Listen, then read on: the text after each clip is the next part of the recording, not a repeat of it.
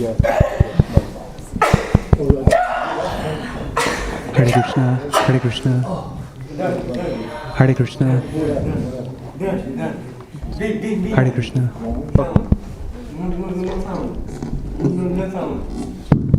Hare Krishna.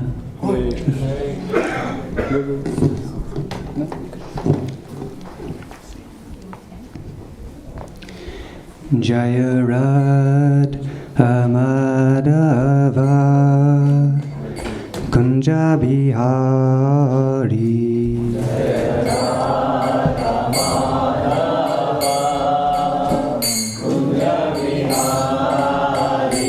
Jaya Radha Madhava Kunja Bihari.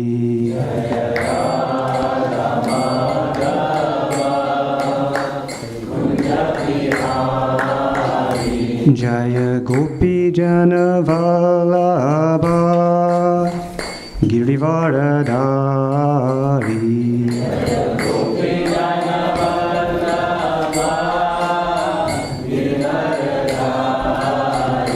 Jaya Gopi Jana Vallabha Girivaradhari.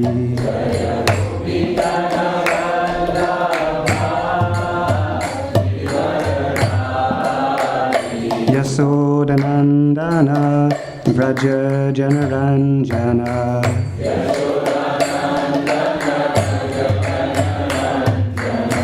Yasodanandana Vraja Janaranjana.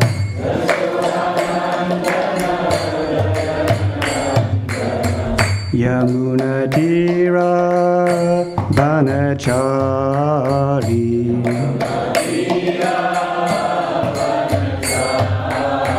Yamuna Tira Vanachari.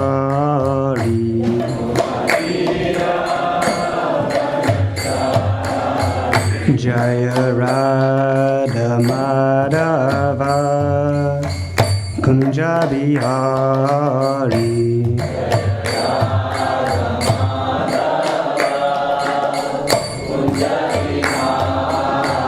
Jaya Gopi Jana Vallabha Girivaradhari.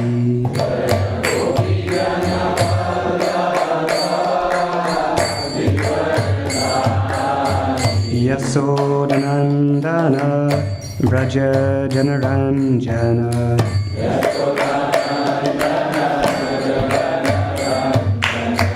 Yamuna Tira Vanachari.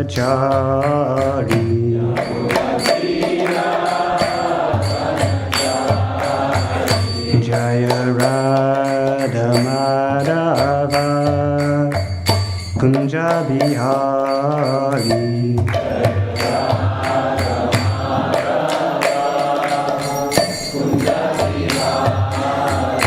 Hare Krishna, Hare Krishna, Krishna Krishna, Hare Hare, Hare Rama, Hare Rama, Rama Rama, Hare Hare.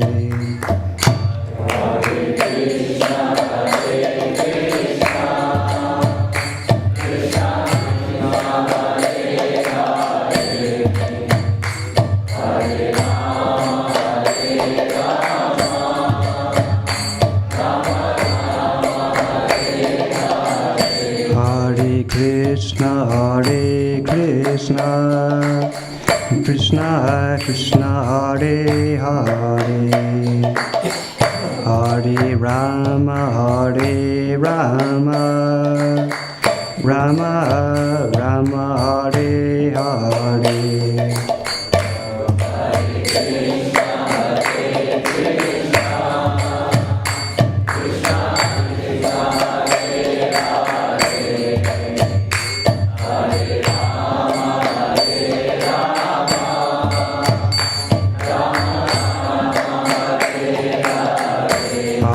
Krishna, Hare Krishna, Krishna Krishna, Hare Hare, Hare Rama, Hare Rama, Rama Rama, Hare Hare.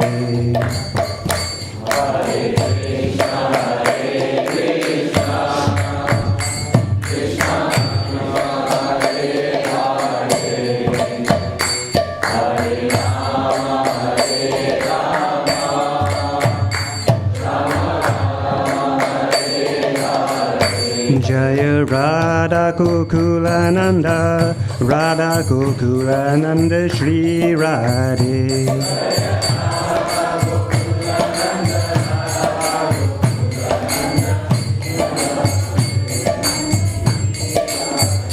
Jaya Sita Ram Lakshman Hanuman, Jaya Sita Ram Lakshman Hanuman.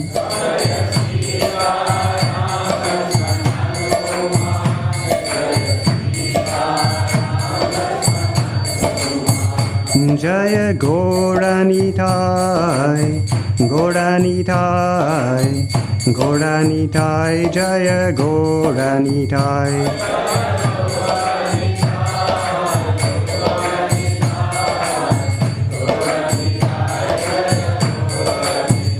Jaya Jaya Prabhupada, Prabhupada, Prabhupada, Jaya Jaya Prabhupada.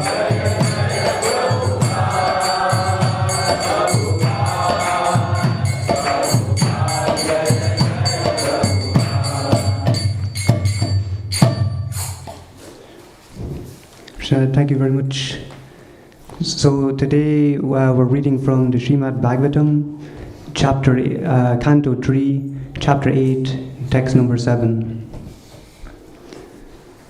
Om Jnana Timriyandasya Gananjana Salakaya Chakshurun Militanyena Tasmai Shri Guruve Namaha. Shri Chaitanya Manobhistam Stapitanyena Bhutaye Swayam Rupa Karadmayam Dadati Swapadantikam Vandeham Shri Guru Shri Yuta Padakamalam Shri Gurun Vaishnavam Sya Shri Rupam Sagrajatam Sahagana Raghunath Tam Vitam Tam Sajivam Sadhvaitam Savadutam Parijana Sahitam Krishna Chaitanya Devam Shri Radha Krishna Padan Sahagana Lalita Shri Vishakam Vitam Sya. He Krishna Karuna Sindhu Dinabandhu Jagatpate Gopesha Gopika Kanta Radha Kanta Namostute Tapta Kanchana Gourangi Radhe Vrindavaneshwari Vrishabhanu Sutadevi Pranamami Hari Pre Pancha Kalpa Drupescha Kripa Sindhu Bevacha Patitanam Bhavanebhyo Vaishnavebhyo Namo Namaha. Jai Shri Krishna Chaitanya Prabhu Nityananda Shri Advaita Gadadhar Srivasadi Gaura Bhaktavrinda. Hare Krishna, Krishna Krishna, Hare Hare, Hare Rama, Rama Rama, Hare Hare. So if you'd like to please do repeat after me. Om Namo Bhagavate Vasudevaya.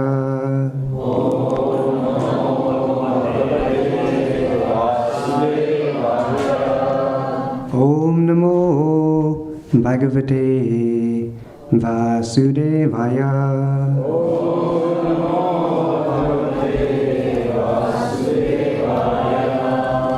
Om Namo Bhagavate Vasudevaya.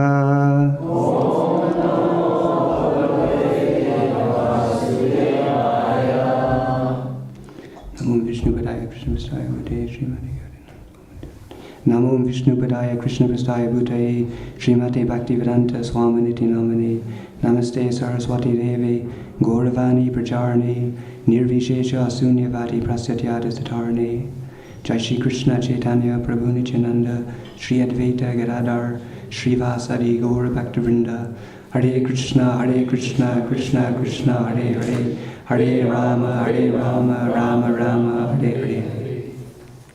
So very welcome today for the Srimad Bhagavatam class on today of Christmas Day.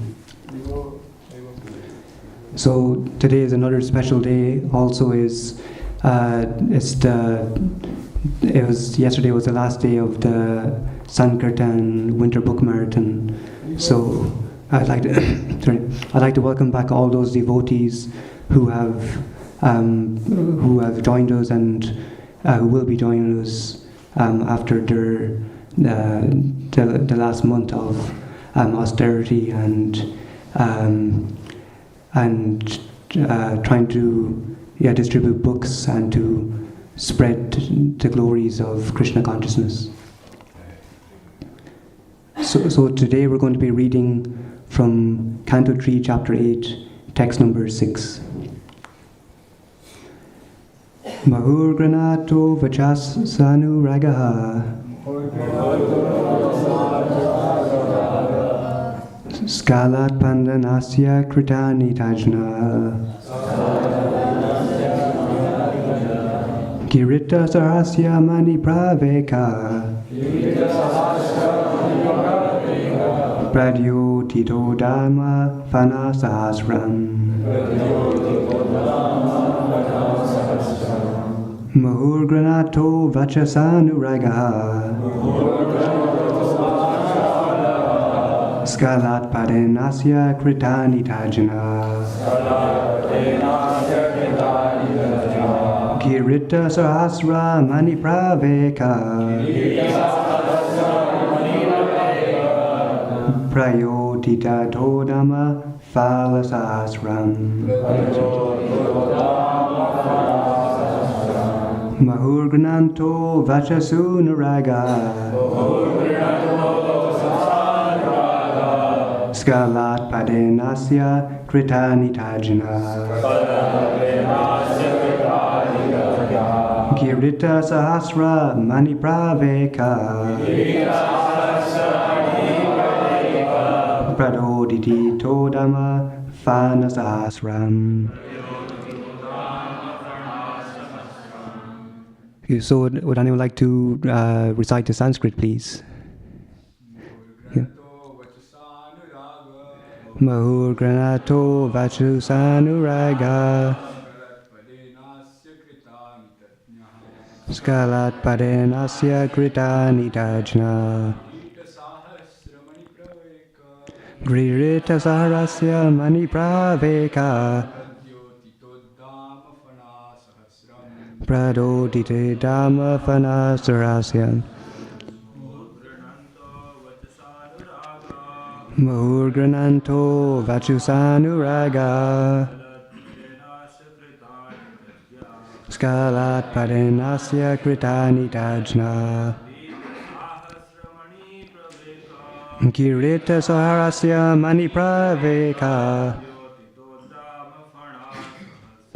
Prayodita dhamma fana sahasram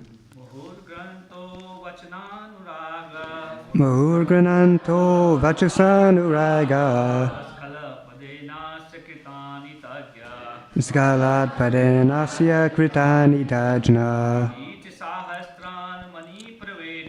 Girita saharasya mani praveka Pradotita dhamma fana sahasram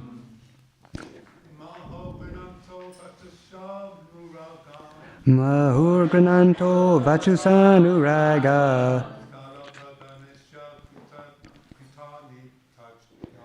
Skalat padenasya kritani tajna Girita sarasya mani praveka Adotito Dhamma Fana Sahasram. So the ladies, please, if you like to.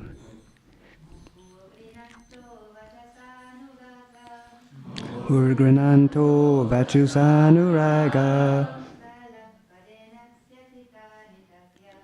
Salat Padenasya Kritani Tajna Girita Sahasra Mani Praveka Prayodito Dhamma Fana Sahasram Mahur Grenanto Vachusanuraga Skalat Padenasya Kritani Tajna Kridita Sarasya Mani Praveka Prayodito Dhamma Fana Sahasram. So the word for word, muhu, again and again, grinantaha, glorifying, vachasa, by words, anuraga, with great affection, skalatpadena, with symmetrical rhythm, asya, of the Lord, kritani, activities, tachna, those who know the pastimes, kirita, helmets, sahasra, thousands, mani praveka, glowing effulgence of the valuable stones, prayodita, emanating from, udama, raised, fana, hoods, Sahasram, thousands. And translation purport by His Divine Grace, A.C. Bhaktivedanta Swami Srila Prabhupada Ki. Before I begin speaking as well, I'd like to seek your blessings also that I may be able to speak something worthwhile. Vancha kalpa tarubhascha kripa sindhu bhyevacha patitanam pavanebhyo vaishnavebhyo namo namaha. The four Kumaras, headed by Sanat Kumara, who all knew the transcendental pastimes of the Lord, glorified the Lord in rhythmic accents, with selected words, full of affection and love. At that time, Lord Sankarshan, with his thousands of raised hoods, began to radiate an effulgence from the glowing stones on his head. So the four Kumaras, if you'd like to repeat after me, please. Headed by Sanat Kumara, who all knew the transcendental pastimes of the Lord, glorified the Lord in rhythmic accents, with selected words, full of affection and love. At that time, Lord Sankarshan, with his thousands of raised hoods, began to radiate an effulgence from the glowing stones on his head. And purport. The Lord is sometimes addressed as Uttama Sloka, which means one who is worshipped with selected words by devotees. A profusion of such selected words comes from a devotee who is fully absorbed in affection and love for the devotional service of the Lord.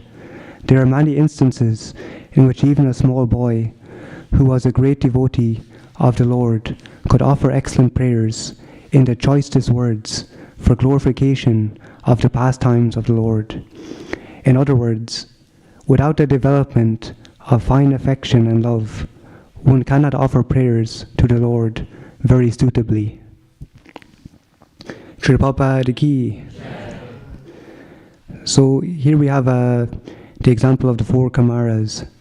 So it said they're glorifying the Lord in rhythmic accents with selected words full of affection and love. So what it says here, that there's a certain symptom, whereby one can only glorify the Lord. So that is when they have actually affection and love. So that's the goal. Our goal is to actually develop that affection and attachment for the Lord. It's the goal of our existence. So the four Kumaras, they were the firstborn sons of Brahma, and they were originally asked by Lord Brahma to actually be progenitors, to have progeny, and to help to populate the universe. But they were very much on the renowned side. They were very pure, and they decided that for them it's just simply not going to be the natural course of action, that they wanted to be more renounced in terms of what's suitable to their nature, and to fully focus on becoming self-realized. So these four Kumaras, they're actually impersonalists. So they were, Kumara means, like we know from Kumara, from Krishna's pastimes, it's a boy of maybe 5 years or younger. So the Kumaras, they actually they kept this youthful form, and they actually just roamed around the universe, fully focused on self-realization, and just very much innocent and pure. So they didn't even have any clothing. They simply roamed around in that pure state, and just with the nature of children. And so they were actually impersonalists. So something that I learned from the from the four Kumaras, and this from impersonalists in general, is that they can have a lot of purity. So we may see a lot of purity in them. And I know for me personally, I used to have a more impersonal understanding when I was naturally more inclined towards Eastern philosophy, to yogic philosophy, and just the first people that I started hearing from were those of impersonal philosophy. So I could see that, I could see that these, they had a lot of purity, and I could see that whatever the process that they have practiced has led to a lot of purity in their lives. Naturally, I was more inclined towards vegetarianism and different the philosophy of reincarnation, and all these things were things that made sense to me. Particularly the history of the world, that for me it was more explained through the concept of, through a Vedic explanation. So these impersonalists, they can have a lot of purity. There was one such impersonalist. He was actually in a lotus posture, and this was a picture when he was only 3 years of age, and so right from birth, he was, his whole life was engaged in meditation, and ultimately, what he professed was that we all become God. So ultimately, that was his realization. So life after life, a very pure existence, seemingly, but his what he professed was that, that he can realize and become God. So this is the last snare of Maya, the last snare of illusion, is that we think we can become God. So there may be so much purity, but we have to realize by the mercy of the devotees, the blessings of the spiritual master, somehow or other, we can see through Srila Prabhupada's mercy that most of us have come in contact with devotees, and we've actually got this very solid understanding of who God is, who we are, and our relationship with the Lord. As it says in the Bhagavad Gita, Mame Vamso Jiva Loke Jiva Buddha Sanatana, that we're eternal parts and parcels of the Lord. So the four Kumaras, they didn't exactly have this understanding, and in their innocent way, it's not that they were averse to the Lord, but they had an impersonal understanding, and they were going to the spiritual world, and in their childlike way, they just went through one door after another, all the way to the seventh gate, and this is where they met the gatekeepers of this Vaikuntha planet, who are Jaya and Vijay. So these gatekeepers, upon seeing these children, they blocked the way. They said, basically, where's your ID? And so they weren't going to allow them in.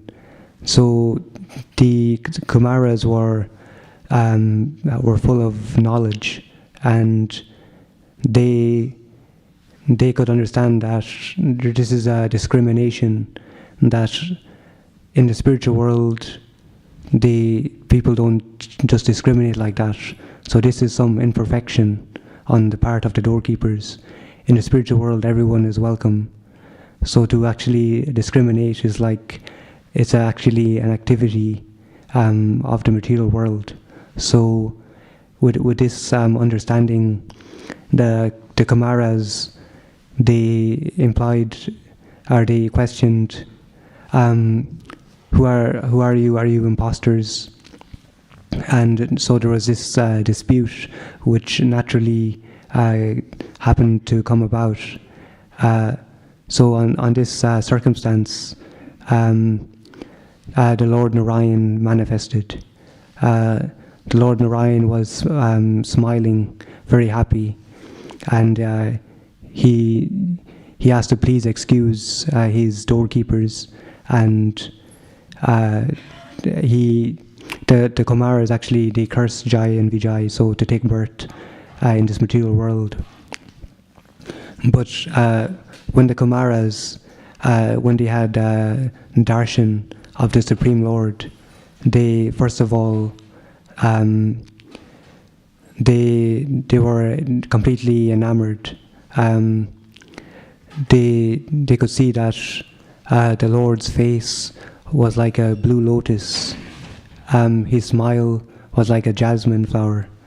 And then they could see on the Lord's lotus feet that there was a Tulsi Maharani, and his nails were like rubies.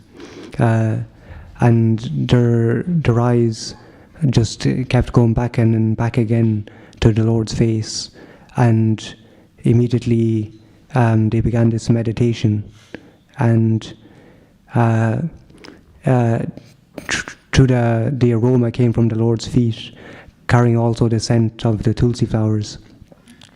And through the mercy of that aroma, they awakened their devotion for the Lord. So on that instance, they, from this impersonal conception to having the grandness of the Supreme Lord very much evident right before them, they immediately became devotees. And So from impersonalists to personalists, that they have a personal conception of the absolute truth. So naturally, through this personal conception, the Kumaras were able to glorify the Lord. We have many other devotees throughout the scriptures, especially in Krishna book. There's so many glorifications. One such devotee who glorifies Krishna is Queen Kunti. So Srila Prabhupada actually he has a book called The Prayers of Queen Kunti. So the prayers of Queen Kunti, they're quite elaborate, and we can see that these devotees who glorify the Lord, they reveal a lot about the Lord through the philosophy, so many different things for us to understand and to have to gain deeper knowledge of who the Lord is. Srila Prabhupada says, we talk about God, but who is God? We can give you God's his address, his street number. So this is all the details about the Lord that we can actually know about the Lord, and to fully understand that the Lord is a person. So Queen Kunti, so first of all, if we go back all the way to, it was actually, it was Shantanu and Satyavati. Shri Shri Radha Gokulananda ki, Shri Shri Sitaram Lakshman Hanuman ki, Shri Shri Gaurnitai ki. So Shantanu and Satyavati. So this is going back to the past time from the Mahabharata. So they had their children. It just so happens that Satyavati, from a previous encounter with the sage Parasar. So if you know the sage Parasar or Parasara, he gave a certain definition of God. If you can recall what the definition was. Yeah. Okay. So what does it mean in English? Okay. Yes. Yeah. Yes. Yeah. Yeah. But this is all opulence, all beauty, all knowledge, all fame, all renunciation, and all strength. Yes. So the Lord is someone who possesses the six opulences. So this is a very good definition of the Lord. And as we know, Krishna's name is all attractive. So all of these opulences, they're naturally attractive. And Krishna, being the Supreme Lord, is all attractive. So in terms of Shantanu and Satyavati, Satyavati, they had children. Shantanu had also a child called Devavrata, and then their half-brothers were Chitrangada and Vichitravira. So Chitrangada, so this was in the dynasty of the Kurus. So these were the rulers of the actual earth, of the globe. And it just so happened that Chitrangada, he was very prolific, and he was a good warrior, had so many good chivalrous qualities, and his namesake, who was a Gandharva, so the Gandharva Chitrangada, he became, his pride was at stake, that this Chitrangada, even his glories, were reaching the heavenly planets. So he decided that this is not something he could tolerate. So he descended to the world, and he he challenged his namesake Chitrangada to a fight, and after some time he slew Chitrangada and returned to his abode. And then also Satyavati's son Vichitravira, after 7 years, he actually became ill and he passed away untimely. So neither of them actually produced a son. So we have Devavrata, and due to previous arrangement, he had for his own brother to get married. He had committed his he had stated his vow, and he was given the name Bhishma, the one of the terrible vow. So Bhishma, he did not want to get married, but Satyavati had this dilemma about who to get married. So in terms of just to something I wanted to bring in as well, in terms of actual Christmas Day as well, is that we celebrate Lord Jesus today naturally. I know some say it can't be officially his day of birth, but nonetheless we celebrate Jesus as well. And so Jesus, he was known as a Shakti-Avesh avatar, so someone who was actually empowered by the Lord. And so there's a personality also called Vyasadeva. So Vyasadeva was also, as I forgot to mention earlier, Parasara Muni, who stated about the Lord. So he begot Vyasadeva and Satyavati, and some mystical arrangement that she actually maintained her purity. So Vyasadeva was also the half brother of Chitrangad. So this is another empowered personality who's the author of the Vedas. So just to actually discuss about these different personalities, they're actually empowered by the Lord. Srila Prabhupada gives different symptoms that someone who is actually empowered by the Lord, it's someone who actually tries to proclaim the glories of the Lord, to spread the glories of the Lord. And so that's the case of the Lord's empowered representatives. And likewise Kunti Dev. So naturally there was no successful heir to the throne, and Vyasadeva, he was the one who actually, due to Satyavati's request, that he actually impregnated the wives of Vichitravira, and these were Ambika and Ambilika. And then at the request of his mother, he also begot a child in the womb of a maidservant. So this is Vidura, Dhritarashtra, and also Pandu. So in this way, in due course of time, Pandu was the only rightful claim to the throne, and he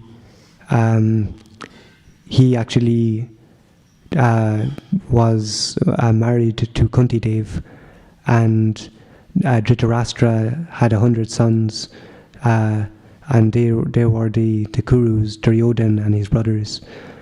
So Duryodhana and his brothers were naturally envious of the Pandavas' brothers, and they created so much different obstacles that time and time again, Queen Kunti, the mother of the Pandavas, she had to seek shelter of Krishna, and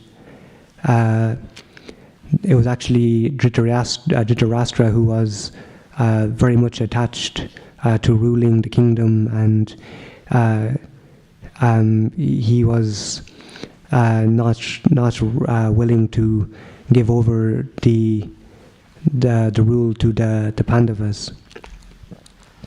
So time and time again, Queen Kunti had to pray for Krishna's protection, and the Pandavas, as natural devotees of Krishna, they were trying to be burned alive, poisoned, and so much different atrocities which were not warranted.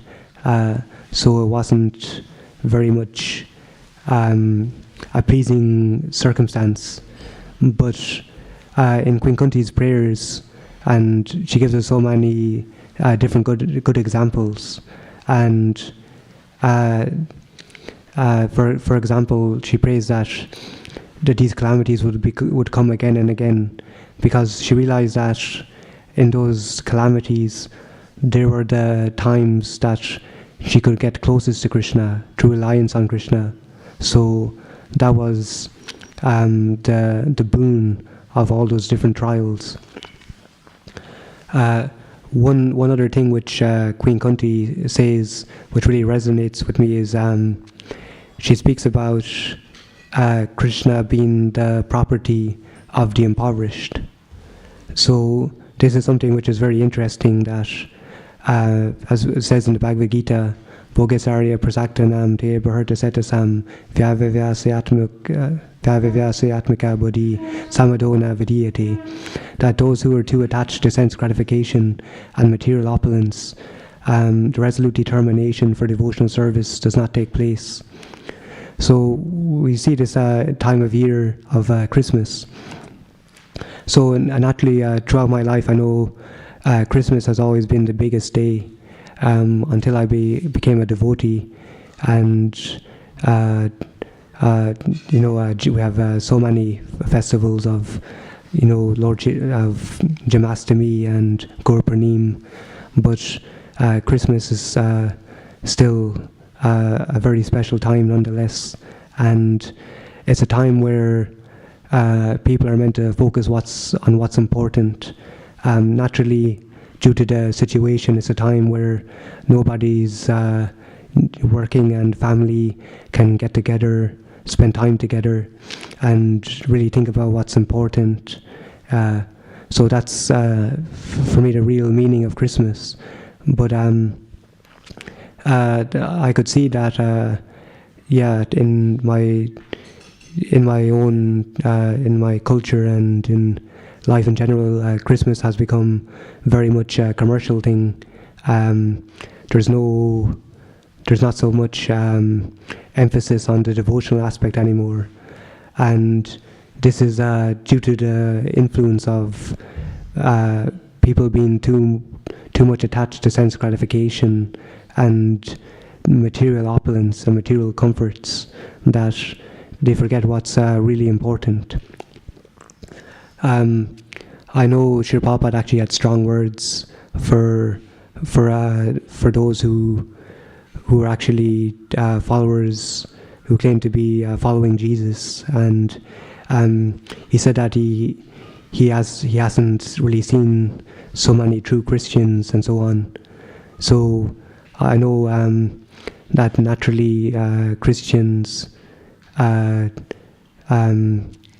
Srila Prabhupada, he preached about not killing, and that was something which he emphasized about actually following Jesus, is to not kill other living entities.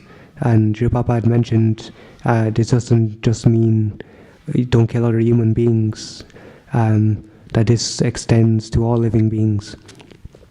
So this is something which is very important, that not to kill other living entities, and to actually have that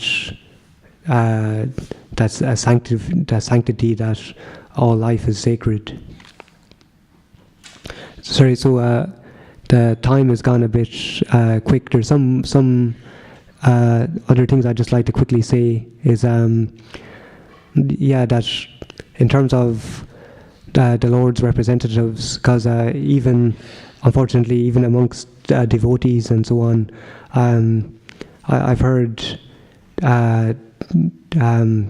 even in terms of Hazrat Muhammad, so this is the Prophet Muhammad, all Srila Prabhupada has to say about Muhammad is positive things and glorification, as he also calls Hazrat Muhammad as a Shakti-Avesh avatar.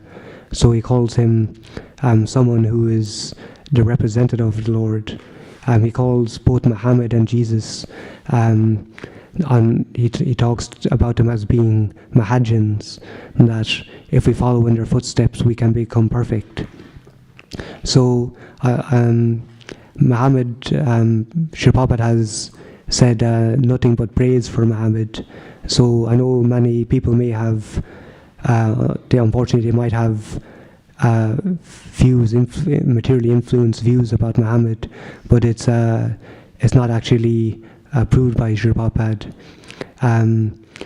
And just to understand what exactly is this Shakti Avesh avatar, Srila Prabhupada states that there's two different types.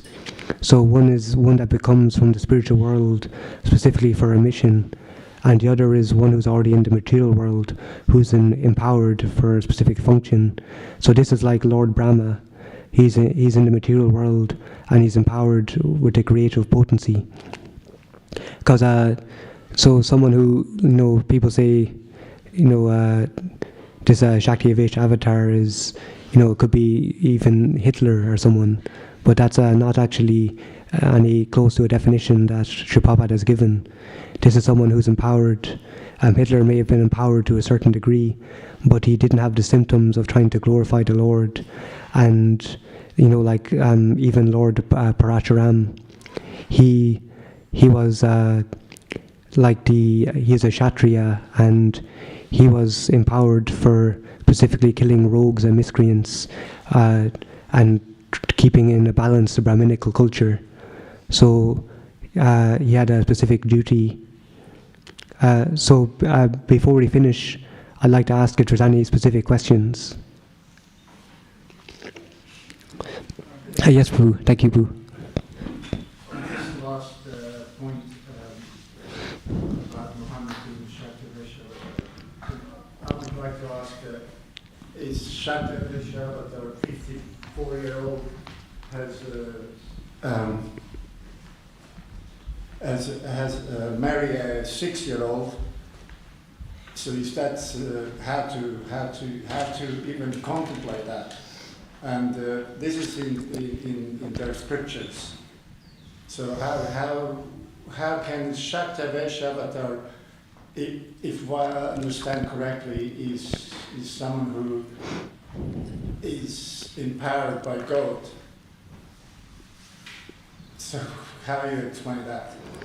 Yeah, I've heard from scholars actually that they can agree only on two ages. Is that the Prophet Muhammad married either a 9-year-old or a 15 or 16-year-old. A 6-year-old, and then he had Yeah. He had sexual intercourse at 9. Yeah, I've heard from scholars that it's either that he married a 9-year-old or a 15-year-old, but all I can take it is from Srila Prabhupada that he was completely empowered. That say we may have our judgments from a materials perspective, but for example, there's so many quotes which are misused about Muhammad in terms of war and so on, that these were time, place and circumstance.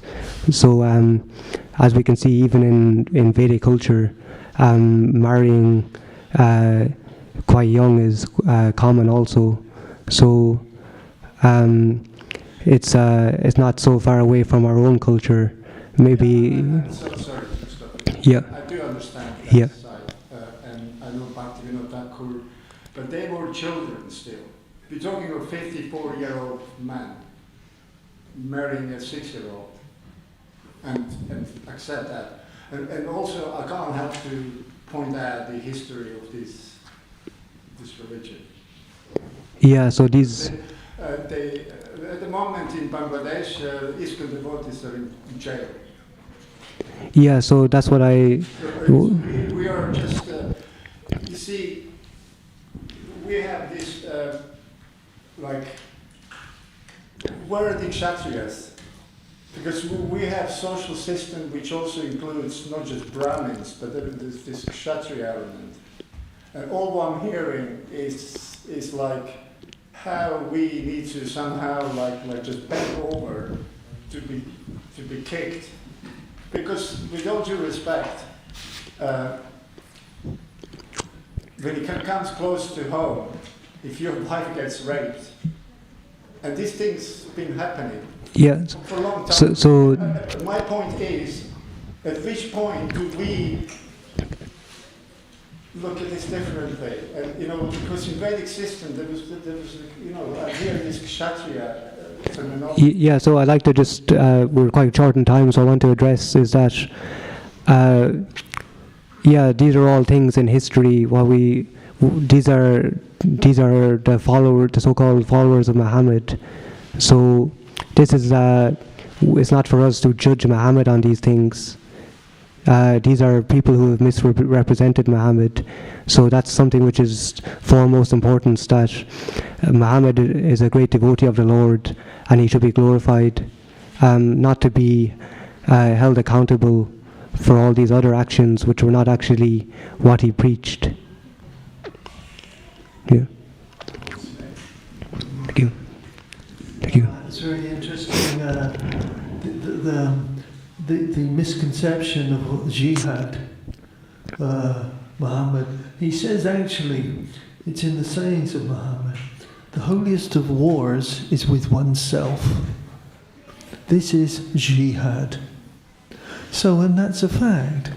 In devotional life, there's nothing, our mind can take us into all sorts of, there's all sorts of things happen in ISKCON, but these early devotees have done such early service, eventually, for Prabhupada, that they'll, because of their service, they'll come back and have to perfect themselves. So but also Jesus says, for those who just call my name, I do not hear them if they do not follow what I am saying. I have come to confirm that which is already written.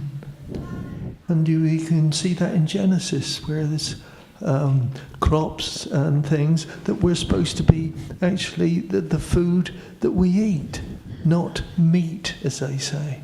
They've got a misconception of a Greek word, meat. There's so many misunderstandings of what's happening. Thank you very much, Pooh. So, the time is finished now, actually. So, it's now time for prasadam. So thank you very much for patiently hearing me. Kantarad Srimad Bhagavatam ki, Shri Prabhupada ki, all glories assembled devotees. Thank you. Hare Krishna and a Merry Christmas. Thank you, Boo. Thank you, Boo. Hare Krishna. Thank you.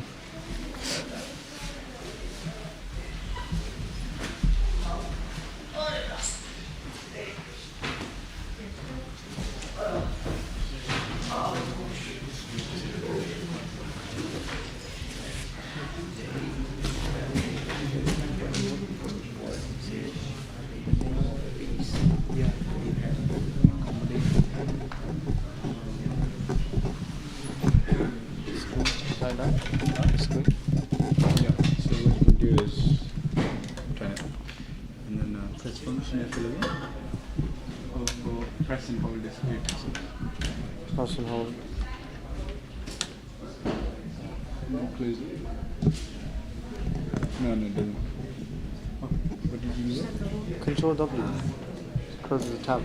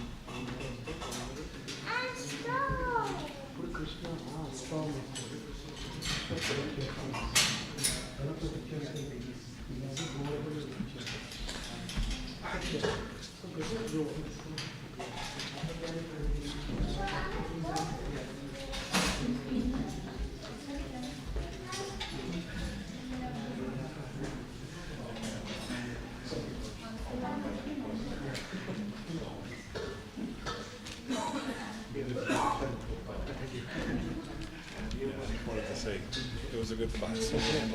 Thanks very much. Coming for Prasadam. Yeah. It's an honor to be here.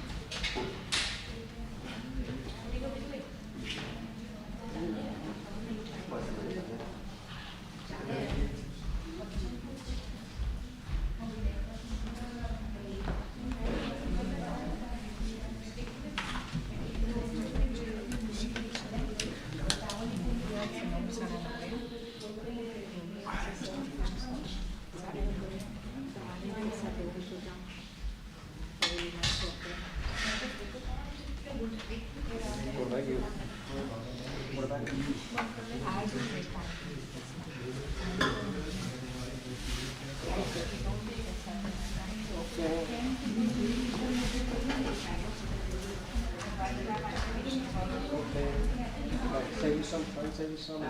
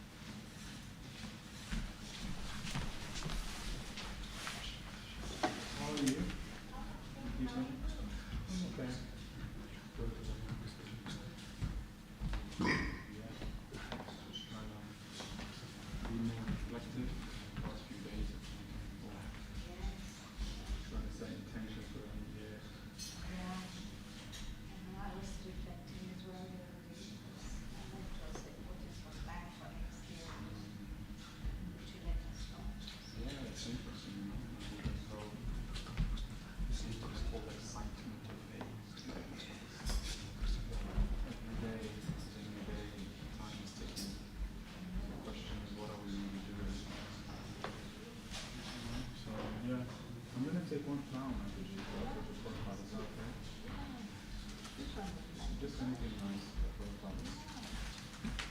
Maybe it's time.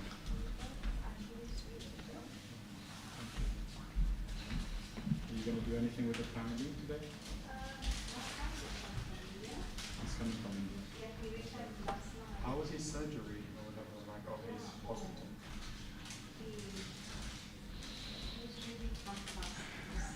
Because we had two surgeries and then nothing was happening, so it's very big. Treatment with him? Yeah, 3.5 weeks and we just came back last night. In a good way. Very good. Oh, that's good.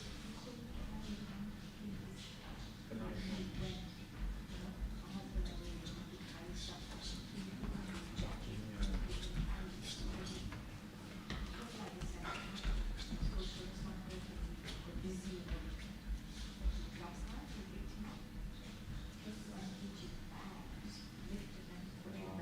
But India really did get better now. I'm so happy. Was it GED?